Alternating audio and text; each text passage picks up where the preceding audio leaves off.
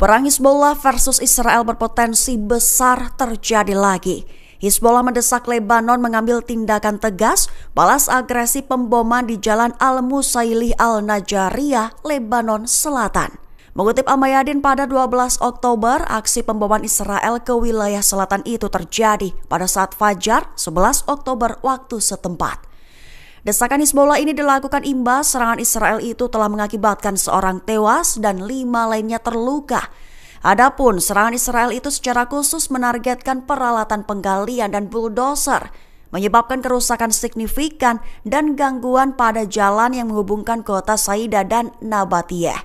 Sehingga Hizbullah mengecamnya, menyerukan agar pemerintah Lebanon mengambil posisi tegas dan sepadan dengan tingkat tantangan dan ancaman.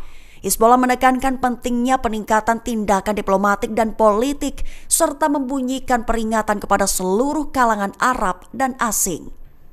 Ratusan ribu pengunjuk rasa berkumpul di lapangan tahanan di pusat kota Tel Aviv pada Sabtu 11 Oktober malam waktu setempat. Mereka mencemooh dengan meneriakan yel-yel menentang Perdana Menteri Israel Benjamin Netanyahu, tepat saat utusan Timur Tengah Amerika Serikat Steve Witkoff di atas panggung dan hendak berpidato.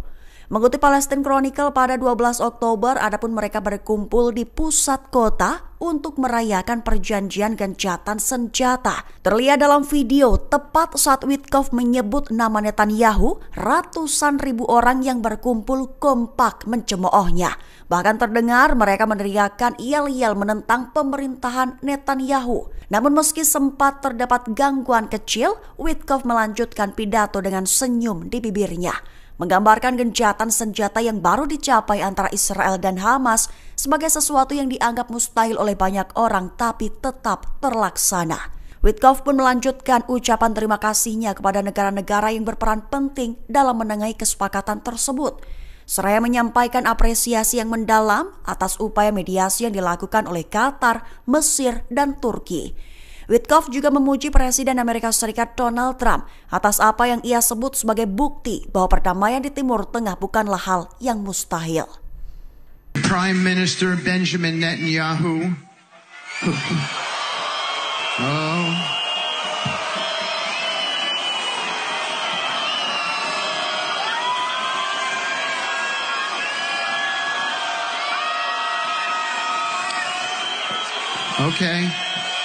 Okay. Presiden Amerika Serikat Donald Trump memberikan pujian kepada Hamas dalam konferensi pers di Gedung Putih pada Jumat 10 Oktober malam waktu setempat. Trump menyebut bahwa Hamas adalah orang-orang yang tangguh, cerdas, dan sebagai negosiator yang baik.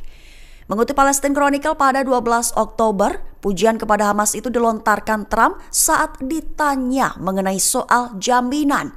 Terlebih tentang jaminan apa yang diberikannya kepada Hamas untuk meyakinkan mereka bahwa Israel tidak akan melanjutkan pemboman setelah para tawanan dikembalikan. Lantas Trump menggambarkan Hamas sebagai orang-orang yang sangat tangguh dan cerdas, sekaligus menyebut bahwa pemimpinnya merupakan seorang negosiator yang baik. Trump menambahkan bahwa Hamas memiliki banyak hal dan menyebut bahwa jika mereka memanfaatkannya, mereka akan sangat sukses. Lebih lanjut, Trump menambahkan bahwa jika perang berlanjut, itu akan menjadi kehancuran total dan mengklaim bahwa Hamas tidak akan menginginkannya. Israel dikabarkan telah memulai persiapan memindahkan tawanan Palestina dari 5 penjara pada 10 Oktober 2025 malam waktu setempat. Sementara itu, media Israel melaporkan kemungkinan di mana senior Hamas seperti Marwan Barghouti tidak akan dibebaskan dalam pertukaran tersebut. Mengutip Tribun News pada 12 Oktober, hal ini menurut laporan dari sumber utama Yediot Ahronot pada Jumat 10 Oktober malam. Lebih tepatnya, sumber utama itu melaporkan bahwa ratusan tentara dari unit Nahshon yang berafiliasi dengan dinas penjara Israel mulai mengangkut tahanan.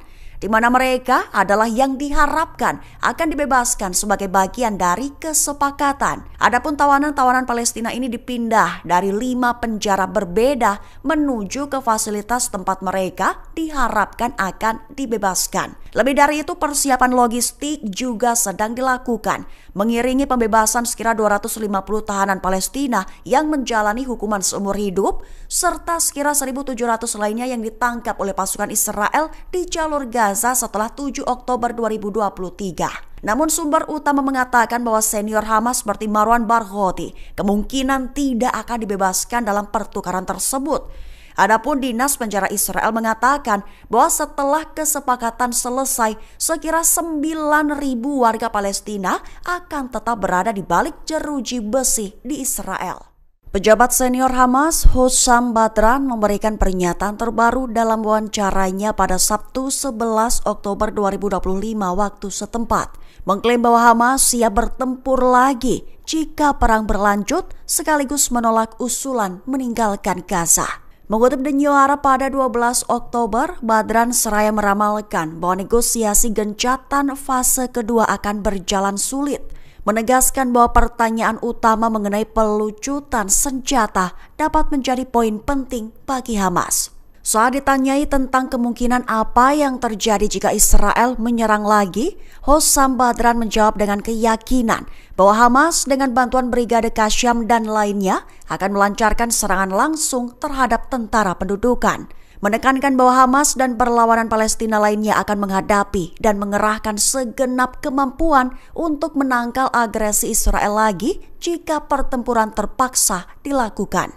Lantas ketika ditanya mengenai kemungkinan Hamas meninggalkan jalur Gaza, Badran berikan jawaban, mengklaim bahwa upaya pengusiran warga Palestina baik anggota Hamas maupun bukan dari tanah mereka adalah hal yang absurd dan tidak masuk akal.